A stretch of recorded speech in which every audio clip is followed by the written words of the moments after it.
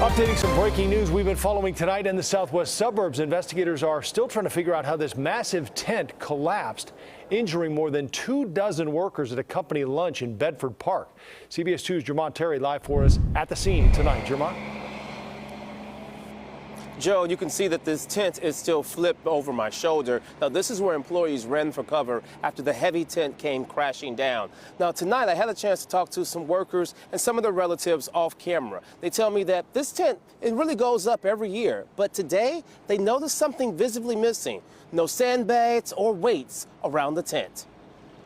Hours after the collapse, we spotted OSHA investigators taking pictures at Center's parking lot in Bedford Park.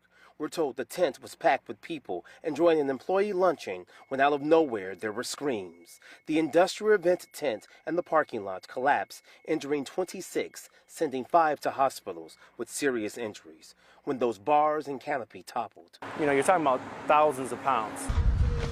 Eddie Zuella owns and operates Easy Tent Rentals. That should have never happened. I don't know what caused it, but that doesn't speak to our industry. His company was not involved in Thursday's collapse. We caught up with this crew erecting this commercial tent in Melrose Park. The tent we're setting up right now is pretty much accumulated of a bunch of double-barrel aluminum piping.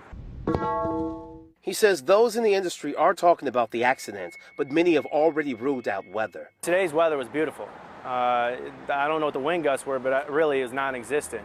And while investigators work to determine the exact cause, Zuella says, judging from the video, the tent was compromised due to what they call in the tent industry failed ballast, essentially not weighted down properly. The weight that holds the tent wasn't properly distributed, whether they had enough weight and it wasn't in the right places, or they just clearly didn't have enough weight to begin with. That's the same thing workers told CBS 2 off camera. Even they noticed no weights anchored the tent.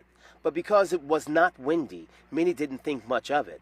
That proved to be problematic, resulting in what played out here. I hope and pray that everybody at the hospital still is healthy, they have a speedy recovery. Now, the company's sentence was held this luncheon party only released a statement which in part said that they're working with local officials to help determine a cause. As of tonight, we do not have an update on the 5 people who went to the hospital. Reporting live in Bedford Park tonight, Jermont Terry, CBS 2 News. Joe? Jermont, thank you.